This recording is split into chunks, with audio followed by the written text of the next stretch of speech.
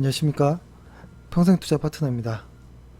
오늘은 시황이나 뭐 어떤 종목에 대한 이야기가 아니라 제 이야기 혹은 뭐 제 반성을 좀 해보려고 합니다. 얼마 전인데요. 뭐 얼마 전이라고 해봤자 엊그제였던 것 같은데 주말에 저희 장인 어른께서 저희 그 조카에게 10,000원짜리 한 장을 주면서, 어린 아이거든요. 초등학교 4학년 주면서 어 이렇게 용돈을 준 거예요. 근데 그때 옆에, 그러니까 장인어른은 아무 말 없이 그냥 용돈해 하고 이렇게 10,000원을 건넸고, 저는 그 옆에서 그걸 보고 있다가 그 이야기를 했습니다. 그 어린 조카에게 이 돈으로 삼성 주식 사, 이러면서 이렇게 이야기를 했거든요. 근데 그 이야기를 하자마자 제가 좀 이렇게 머리가 삐쩍 쓰더라고요. 왜 그랬냐면 만약에 이제 제가 저희 회원분이나 어떤 누군가에게 제가 이렇게 편하게 혹은 어떤 종목에 대해서 아무 부담 없이 무엇을 사는 거 어떠냐 뭐 이런 식으로 이야기한 적이 좀 오래된 것 같아요.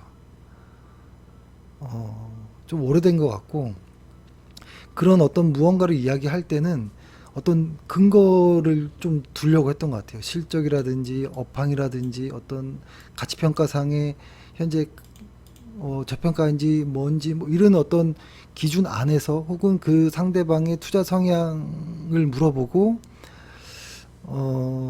이렇게 좀 복잡하게 애둘러 얘기를 했던 것 같거든요. 근데 만약에 제가 그 이야기, 그 조카에게 그 이야기를 하고 집에 오면서 이제 생각을 했던 게, 만약에 제가 조카, 11살짜리 조카이죠. 11살짜리 조카의 주식 계좌를 제가 만약에 관리한다면 어땠을까?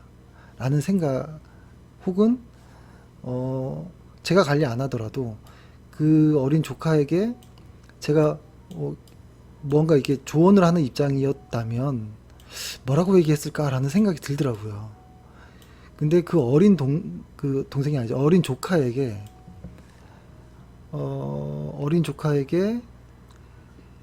일정 부분 수익이 조금 났으면 이익 실현하고, 좀 가다가 뭐 어떤 뭐 신호가 나오면 매도하고, 뭐 이런 이야기를 안 했을 것 같아요.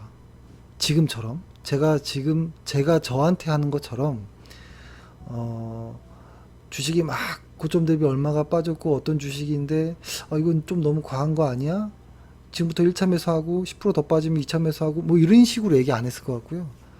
지금 사도 좋은 회사니까 사두고 뭐 내후년이나 뭐 3, 4년 후에 뭐 보던지 뭐 이렇게 얘기했을 것 같아요. 다만 좋은 회사라는 가정 아래서 그런 어떤 생각을 하면서, 내가 왜 이렇게 점점 마치 증권사 객장에 리테일 직원처럼 자꾸 이렇게 과거처럼 이렇게 뭔가 좀 이렇게 좀 편하게 안 하고 왜 이렇게 변해 갈까, 이런 생각을 왜 이렇게 될까라고 생각을 해보니, 첫 번째가 그거였던 것 같아요. 저희 회원분들이 연세가 많으신 분들이 많고, 그러다 보니까 자산이 큰 분들도 많아요. 근데 주식에 대해서 잘 모르시는 분들도 많고, 그러다 보니까 변동성에 대한 혹은 주식 투자에 대한 이해가 조금 부족한 분들도 많다 보니 보수적으로 해야겠다라는 생각에 좋은 회사를 사지만 이익 실현을 좀 너무 빨리 하는 것 아닌가 라는 생각도 하고, 혹은 일간 차트로 보면 뭐 이런 것이죠. 예를 들어서 뭐 이런 데서 샀다면 여기서부터 매도를 하면서 물량을 줄인다든지, 혹은 다시 또 여기서 사서 또 이런 데서 또 물량을 줄인다든지, 제가 아마 이 패턴이 실제로 매수했던 내역이었던 것 같아요. 근데 지금 생각해 보면 그냥 만약에 이때 샀으면 그냥 이렇게 갖고 있어도 되는 거 아니야? 라는 생각도 하는 것이죠. 만약에 운이 좋아서 여기서 사서 여기서 팔았던 게 수익이 나서 운이 좋았던 거지, 만약에 이게 엇박자 났으면 상당히 이거는 큰 실수를 하는 거였던 거였거든요. 좋은 회사를 사다 팔았다 함으로써 오히려 수수료만 더 나가게 하고 거기다가 실수까지 한다면 너무 안 좋은 거였죠. 최근에 저희도 며칠 전이었죠. 여기서 이제 삼성전자를 1차 매수를 했었고 그 이후에 조카에게 저도 그런 얘기를 하면서 생각했던 것 같아요. 그러면서 아 그러면은 언제 조카한테 삼성전자 주식을 팔라고 하면 좋을까? 라는 생각을 하면서 좀 머리가 복잡해지더라고요. 왜 내 어떤 속에 있는 주식에 대한 어떤 생각과 실제로 회사를 하면서 운영하는 방식이 점점 달라질까라는 생각에 좀 반성을 했던 것 같아요. 그래서 제가 과거에 주식을 처음 접했을 때 그리고 접하고 나서 나름대로 주식은 이렇게 하자라고 어떤 처음에 결정 내렸던 아주 신선하고 경험은 많지 않았지만 뭔가 좀 정석에 근접했던 그런 방식이 있었거든요. 저 역시. 근데 지금은 점점점 복잡해지고 막 무언가를 더 많이 보고 시황을 뭐 디테일하게도 보고 경기도 보고 뭐 다양하게 하지만 과거랑 크게 뭐 달라진 거 없고 오히려 과거 처음에 주식 초창기 때가 아주 수익이 더 강했었던 것 같아요. 그 방법에 대해서 이야기를 해보고 일단 해볼게요. 일단은 주식 투자는 인덱스 투자랑 어떤 뭐 자산 배분이 아닌 개별 주식 투자는 변동성의 극에서 기회가 나오는 것이라고 생각하거든요. 그러니까 이런 것이죠. 변동성이 어떤 극에 달하는 이런 구간들에서 어떤 기회가 생기는 거잖아요.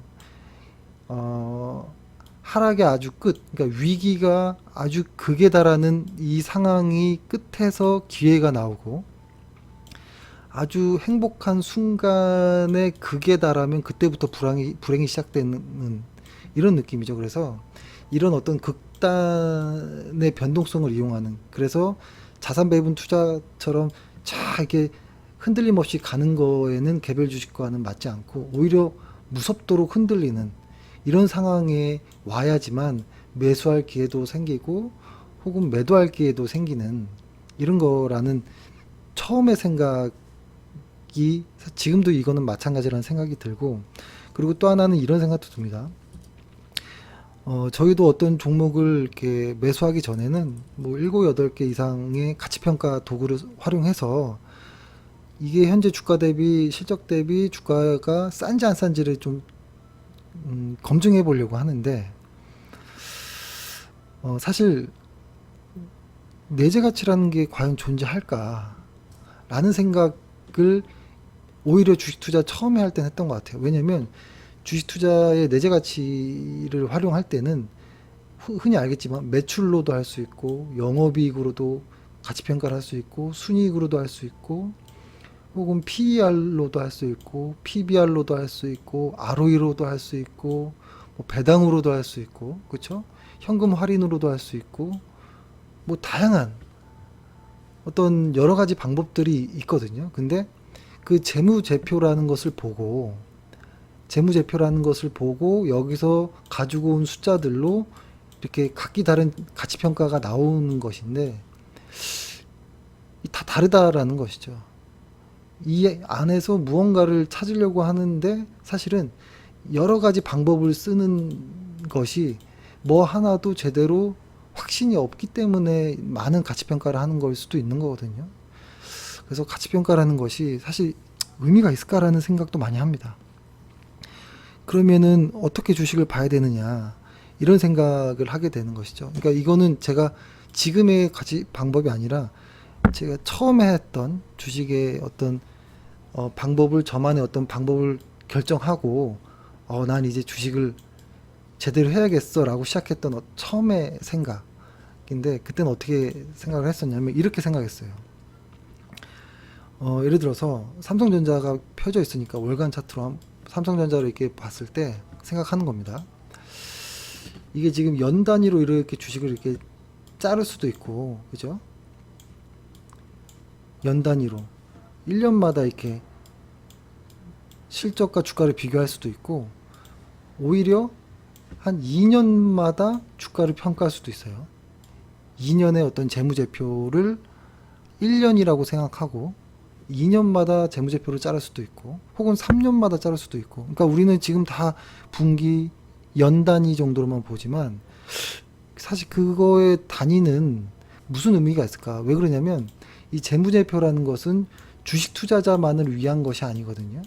이 주식 투자자만이 보기 위한 재무제표가 아니라 세금을 뜯어간다는 건 아니죠. 세금을 징수하는 정부도 봐야 되고, 돈을 빌려주는 은행도 봐야 되는 것이죠. 그러죠? 그러니까 각기 다른 주체들이 내가 원하는 어떤 숫자를 보기 위한 재무제표인데, 이 재무제표에는 여러 가지들이 다 나와 있죠. 다양한 어떤 주체들에게 우리 회사를 이해하기 쉽게 설명해 줘야 되기 때문에. 근데 그런 재무제표를 너무 뭐라고 할까요? 디테일하게 다 볼 필요가 있을까? 이런 생각도 했던 것 같아요. 그래서 좀 심플한 방법이 있을까? 그래서 예전 가치 투자 책들을 제가 맨 처음에 생각했던 봤던 책들은 하나같이 어떤 정확한 어떤 적정 주가라기보다는 좋은 회사를 투자하는 뭐 이 정도의 이야기들이 많았던 것 같거든요. 그래서 저는 그때 어떤 생각을 했었냐면 이런 생각을 했던 것 같아요. 요 당시라고 한번 생각해 볼게요. 요 당시 이게 연 단위로 이렇게 끊어진다고 해보면, 만약에 주가가 고점 대비 계속 빠지고 있는 거예요. 이 현재 요 현 상황에서 주가는 이렇게 하락하고 있죠. 그렇다면 과거도 중요하고 현재도 중요하지만 핵심적으로 주가는 미래를 반영하기 때문에 미래 실적은 어떨까?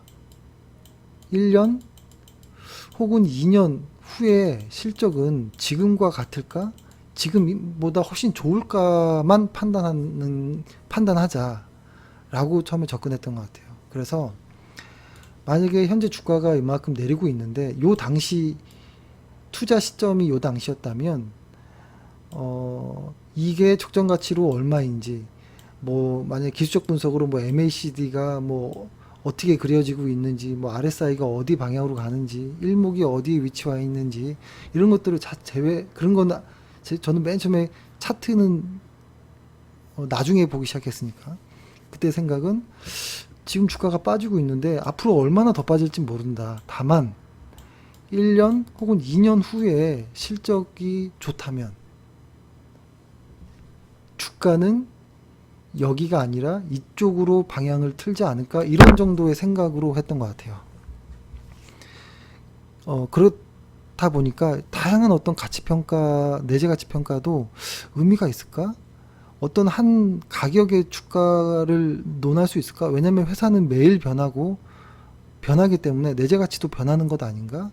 라는 생각을 했고, 주가의 가치는 방향성은 좀 알 수는 있겠지만 실적을 따라가니까 적정하게 딱 정확히 얼마입니다 라고 말하는 거는 상당히 좀 오만한 것 아닐까라는 생각을 했던 것 같아요.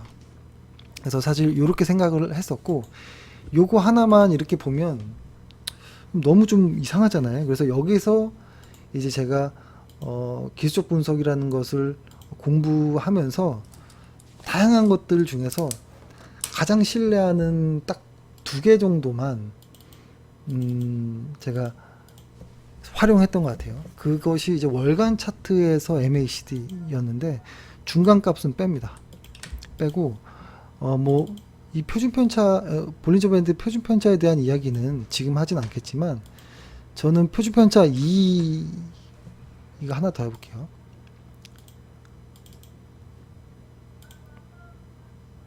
일단은 요거를, 이게 원래 보통 처음에 깔면 표준 편차 2로 나오잖아요. 근데 저는 이것을 1, 2, 3 다 깔아서 봅니다. 일단 1, 2, 4 다 깔아서 봤는데 제가 생각할 때는 표준편차를 볼 때 중심값은 일단 없애고 표준편차 2를 기본으로 많이 세팅되어 있는데, 표준편차 2라는 것은 이 가운데 거가 2거든요. 이 가운데가 이건 아주 극단에 서는 거거든요. 이런 경우는 많지 않아요. 그래서 저는 맨 처음에는 표준편차 1만 가지고 무언가를 좀 판단하려고 했던 것 같아요. 뭐냐면 표준편차 1을 벗어나는 순간이 어떤 추세가 에 힘을 갖는구나 라는 생각을 했던 것 같거든요.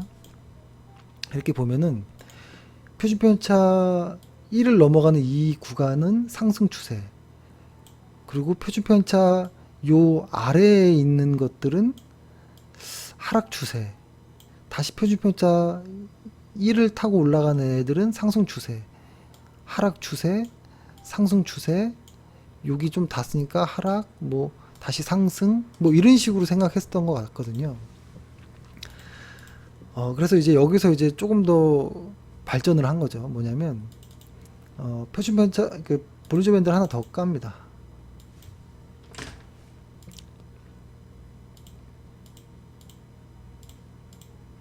깔아서 이렇게 생각했던 것 같아요. 표준편 이렇게 볼게요. 이 파란색 구간, 표준편차 1과 3이 있는 이 파란색 구간은 좋은 회사고 실적이 성장한다면 매수, 이 빨간 구간은 매도의 어떤 포지션이었던 것 같아요. 그리고 여기서 매수의 영역, 여기서는 매도의 영역, 여기서 매수의 영역, 여기서부터는 어디서가 될지 모르겠지만 매도의 영역. 다만 표준편차 3을 터치하는 그런 구간들 있죠. 이렇게 이런 구간들은 물량을 좀 줄일 수도 있겠다. 여기도 살짝 다 되었긴 하지만, 그리고 이 표준, 그러니까 제가 말주변이 좀 없는데 이런 것이죠. 만약에 여기서 만약에 매수를 했다면 물량을 줄일 수도 있고, 다시 매수를 했다면 쭉 하다 물량 한번 줄일 수도 있고, 대신에 표준편차 1이 끝나는 여기까지는 홀딩 해야 되는 거 아닌가, 적어도 이런 생각을 했던 것 같아요. 그리고 이 사이에 있는 것은 무추세, 추세가 없는, 아무것도 없는, 그러니까 투자자로서는 의미를 부여하지 않아도 되는. 왜냐면 처음에 이야기했던 것처럼 변동성의 극에서 어떤 기회를 찾는 거기 때문에, 변동성의 극이라는 것이 표준편차 3 혹은 2부터 무언가 극이라고 이야기할 수 있거든요. 이런 정도 언저리 구간, 그죠? 요런 정도에서 생각하는 거죠. 그러니까 예를 들어서 지금 만약에 뭐 네이버라면, 그죠? 네이버라면 지금 표준편차 2를 깨고 내려오기 시작했죠. 그럼 여기서부터 생각을 하는 거죠. 이 주식이 왜 하락하지? 고점 대비 벌써 38% 하락 중인데 뭐가 문제지? 라고 하면서 이때부터 공부를 몇 달 동안 하는 거죠. 그러니까 공부할 시간도 충분히 있어요. 이렇게 월간 차트로 매매를 하면. 그리고 만약에 여기서부터 공부를 시작했다면, 그쵸? 쭉 내려가는 와중에 공부할 수 있는 시간이 한참 있다라는 거죠.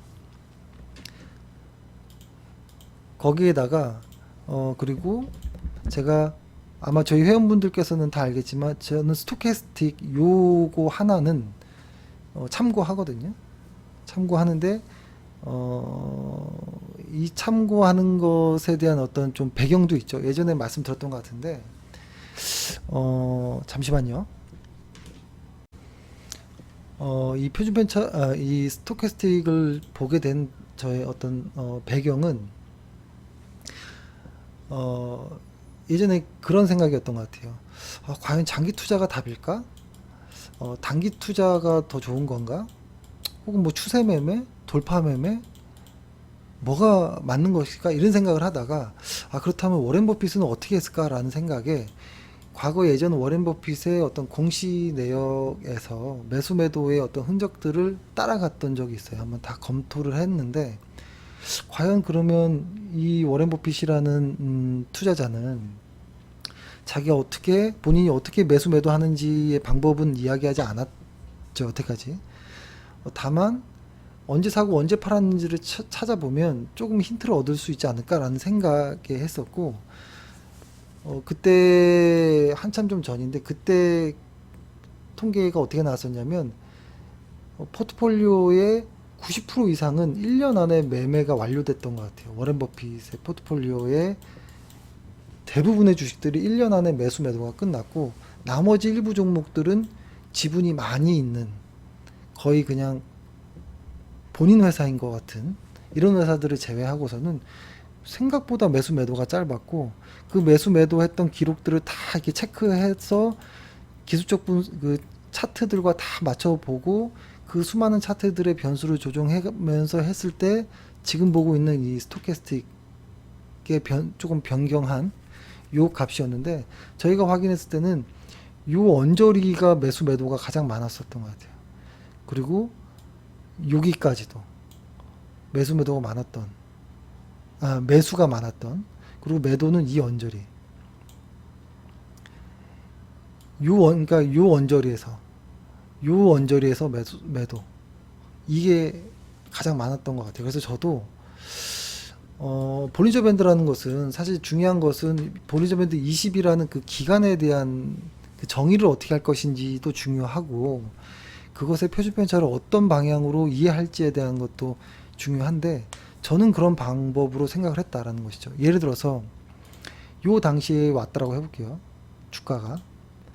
그렇다면 매수를 해야 된다라는 것이죠. 근데 다만 2015년인데, 요때가 2016년이 이때 매수하려고 하는 시점에서 2016년의 실적이 훨씬 좋을 수 있느냐를 판단했던 것 같고, 그런 과정에서 요 스토캐스틱을 조금 활용해서 매수와 매도를 조금 힌트도 얻으려고 했던 그 방법이 저에게는 가장 좀 최초이고, 마치 좀 뭐 시작점 같은 이런 투자인데, 그때가 가장 수익률이 좋았는데, 이게 점점점 회원들을 상대하면서,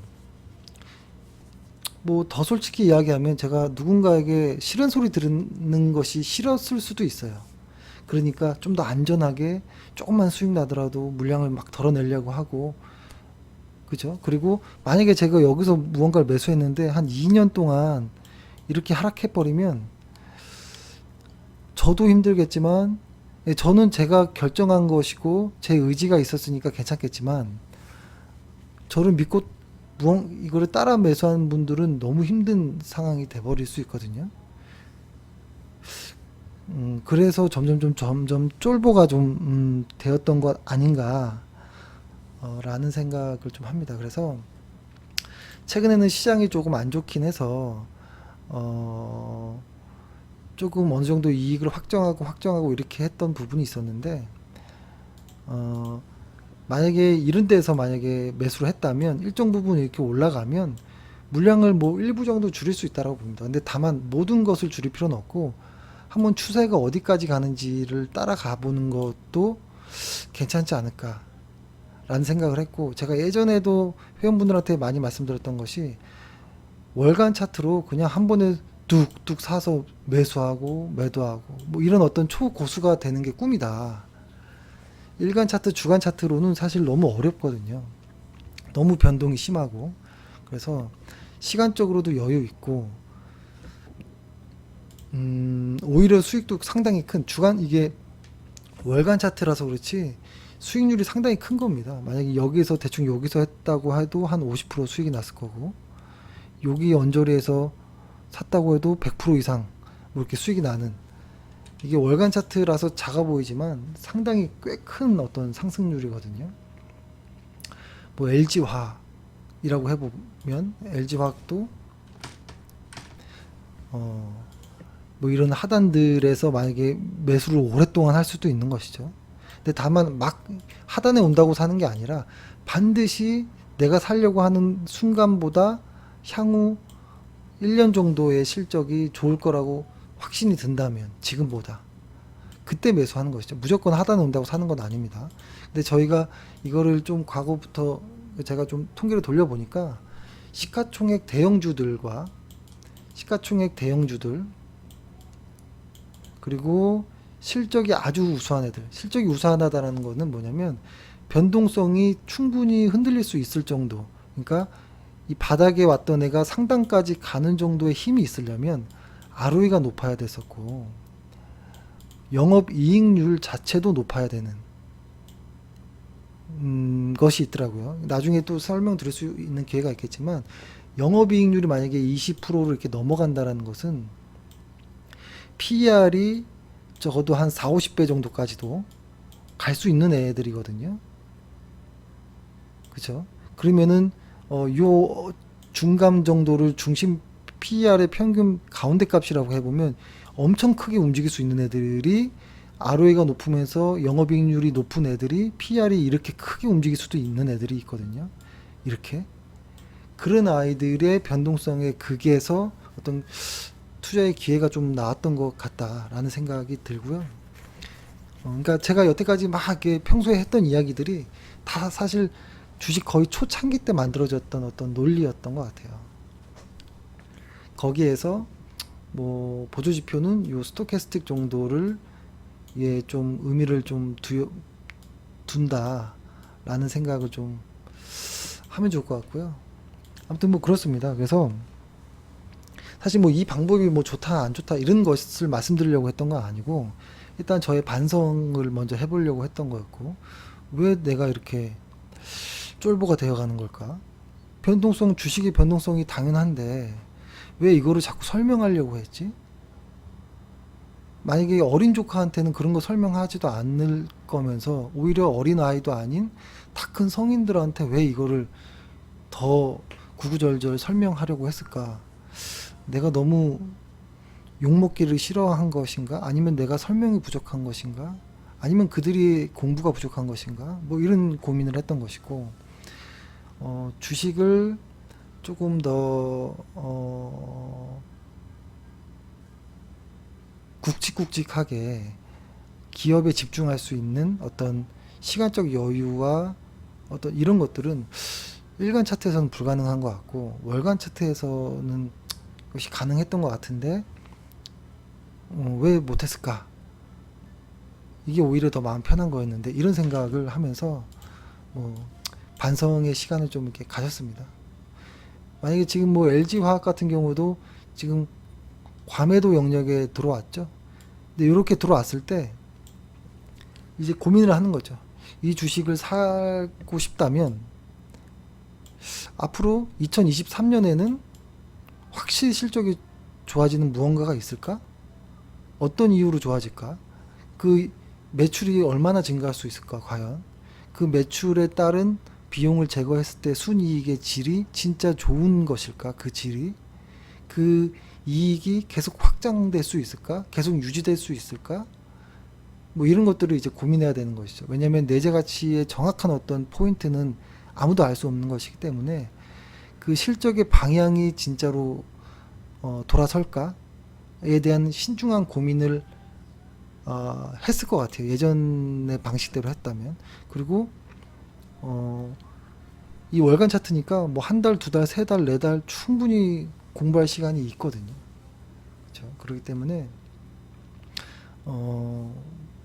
사실 진짜 가치 투자에 적당한 그 방법이지 않을까라는 생각을 합니다. 아유, 좀 너무 주저리 뭐 이렇게 했던 것 같은데요. 뭐 그렇네요. 셀트리온도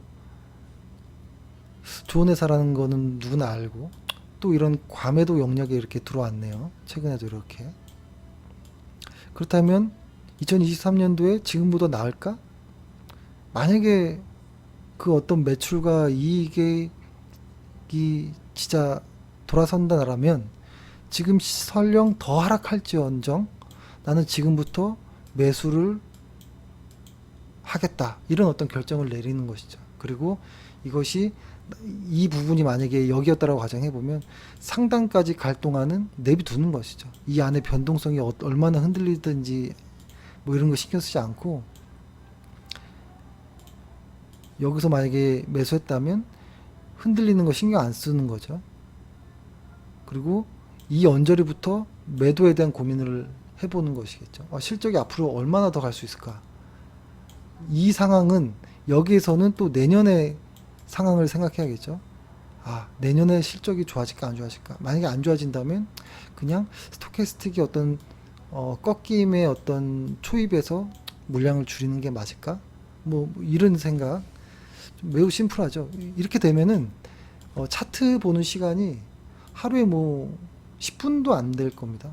나머지 시간은 계속 실적 위주로 보고 오히려 그것이 선순환될 수 있다라는 생각이 들거든요. 그래서 이런 생각을 했었고, 제가 LG전자도 뭐 매우 관심 있게 보고 있거든요. 근데 LG전자를 이렇게 보면은 만약에 그 방법대로 한다면 요 표준편차 안에 들어와 있기 때문에 요 구간은 그냥 추세가 없다, 아무것도 아닌 투자자에게는 기회가 아닌 것이죠. 이런 극단이 아니기 때문에 극에서 기회가 온다라는 생각을 한다면 기회는 이런 극단에 왔을 때 혹은 이런 극단에 왔을 때 생각하는 것이고, 이 사이 값은 그냥 무시하는 것 정도로만 봐야겠죠.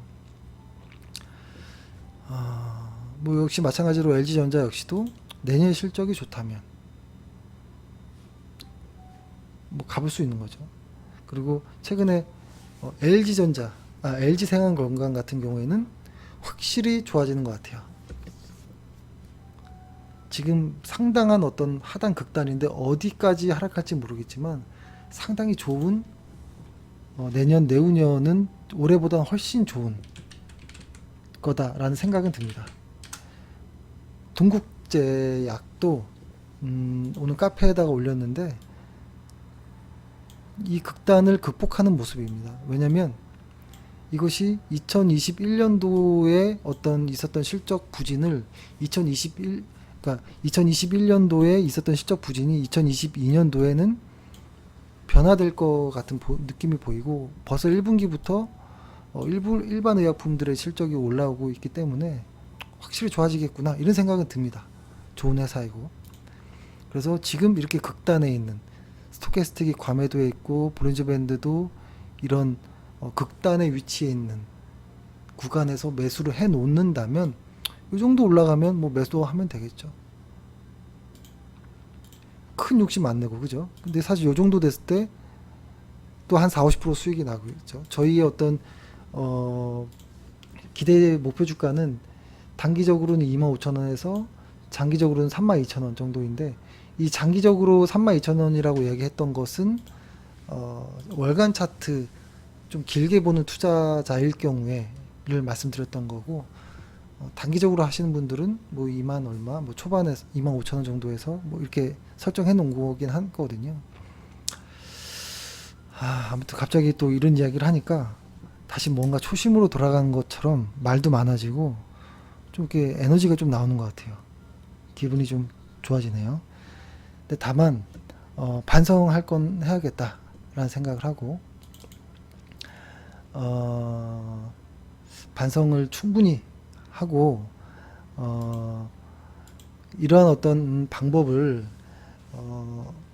카페에다가 천천히 설명을 하면서 안전하게, 무조건 뭐 이렇게 뭐 이렇게 맹신하지 않고 조금씩 녹여가면서 조금씩 더 안전하면서도, 변동성이란 게 리스크는 아니거든요. 그렇죠? 변동성을 좀 무시하는, 실적과 어떤 극단에서의 기회를 보고 좀 길게 묵직하게 좀 갈 수 있는 매매를 좀 하고 싶습니다. 저 역시도 그렇게 하는 것이 제 꿈이라고 예전부터 많이 말씀드렸잖아요. 월간 차트로 딱딱 이렇게. 아무튼 좀 더 노력하겠습니다. 예. 최근에 좀 방송이 연달아 해서 좀 방송이 많죠. 방송을 좀 자제하도록 하겠습니다. 예. 이렇게 하고요. 일단 이렇게 하겠습니다. 긴 방송 들어주시느라 고생하셨습니다. 감사합니다.